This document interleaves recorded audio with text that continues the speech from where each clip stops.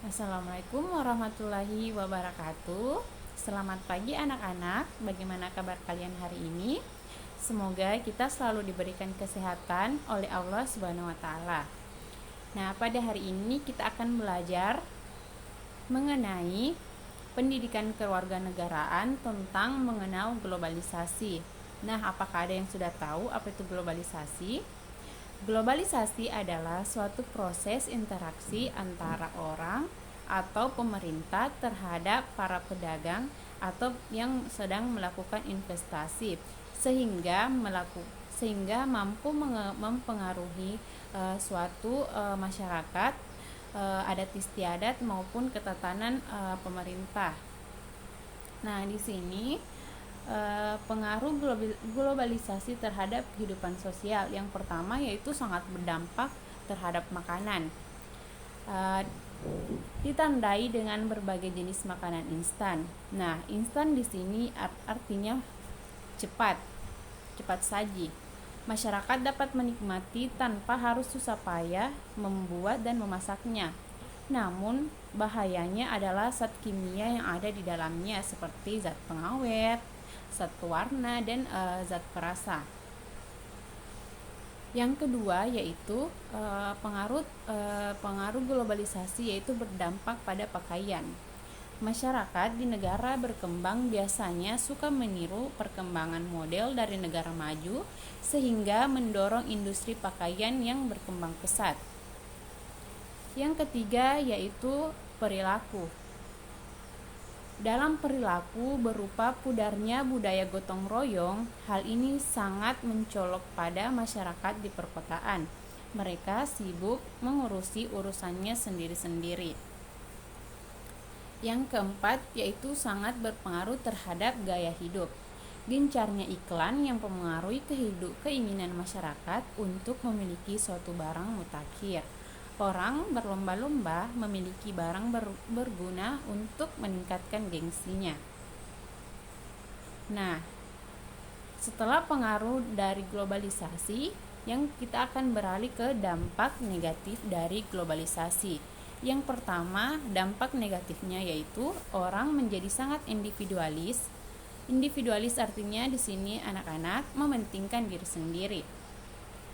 Yang kedua yaitu masuknya budaya asing yang tidak sesuai dengan budaya bangsa, misalnya dalam pola berpakaian dan berpergaulan, di mana dalam berpakaian dan bergaul anak-anak remaja banyak meniru gaya berpakaian dan bergaul orang-orang barat, seperti memakai anting-anting bagi laki-laki dan lain-lain sebagainya. Yang ketiga yaitu dampak negatifnya yaitu budaya konsumtif. Nah, konsumtif berarti kebiasaan senang atau menghamburkan uangnya untuk sarana hiburan yang melalaikan dan membuat malas. Misalnya bermain PlayStation. Nah, dengan adanya PlayStation ini, anak-anak mampu dapat melupakan waktu belajar, waktu membantu orang tua, dan mampu melupakan waktunya untuk beristirahat. Yang keempat yaitu budaya permisif. Budaya permisif artinya menghalalkan segala cara untuk mencapai tujuan dengan sarana canggih, misalnya menipu dan dengan informasi lewat nomor telepon. Contohnya seperti selamat Anda mendapat sebuah mobil sedan untuk pencairannya silakan transfer uang sebanyak 25 juta ke nomor rekening bla bla bla atas nama bla bla bla, begitu. Nah, yang kelima yaitu menurunnya ikatan rohani. Pada era globalisasi, orang banyak meninggalkan ibadah dengan alasan sibuk. Orang juga banyak meninggalkan ajaran agama mereka hanya mementingkan dunia saja. Nah, baiklah anak-anak, adapun upaya yang dapat kita lakukan dalam penanggulangan dampak globalisasi. Yang pertama, lingkungan sekolah. Nah, di lingkungan sekolah perlu ditekankan pelajaran budi pekerti seperti pengetahuan tentang globalisasi. Dengan demikian, siswa tidak terjerumus dalam perilaku negatif akibat globalisasi, seperti kenakalan remaja atau tawuran antar pelajar. Nah, untuk itu peran orang tua anak-anak atau guru serta anak-anak itu sendiri sangat diperlukan. Peran peserta tersebut dapat diwujudkan dalam kerjasama dan komunikasi yang baik. Misalnya, guru dan orang tua selalu mengawasi dan membimbing siswa.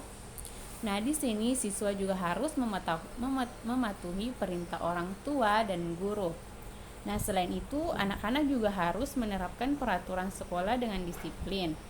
Hal ini mampu mencegah pengaruh negatif globalisasi masuk ke sekolah dan mampu mencegah dampak negatif dari globalisasi tersebut.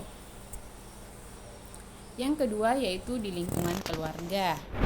Nah, cara yang baik untuk mencegah masuknya pengaruh negatif dari globalisasi yaitu melalui lingkungan keluarga, yaitu dengan meningkatkan peran orang tua. Orang tua hendaknya selalu menekankan rasa tanggung jawab pada anak. Orang tua juga menerapkan aturan yang tegas yang harus ditaati setiap anggota keluarga. Namun tanpa di samping itu, orang tua juga harus memberikan keteladanan. Nah, orang tua harus menjadi contoh yang dapat ditiru oleh anak-anaknya, yaitu contoh yang baik. Dan yang tidak kalah pentingnya, berusaha menciptakan komunikasi yang baik antar anggota keluarga. Bagi anak juga harus mengembangkan potensi diri ke arah yang positif. Nah, misalnya aktif mengisi waktu luang dengan membaca, berolahraga, mengikuti kursus, dan lain-lain sebagainya. Nah, adapun penerapan perilaku sopan santun yang harus dilakukan oleh anak-anak, misalnya harus selalu menghormati dan mematuhi orang tua, menyayangi saudara-saudara, membimbing adik, dan lain sebagainya. Adapun di lingkungan masyarakat dan di lingkungan keagamaan. Nah, upaya yang dalam mencegah pengaruh negatif globalisasi masuk ke masyarakat, peran tokoh masyarakat dan agama juga sangat diperlukan. Mereka harus mampu menjadi contoh bagi umat atau anggota masyarakatnya.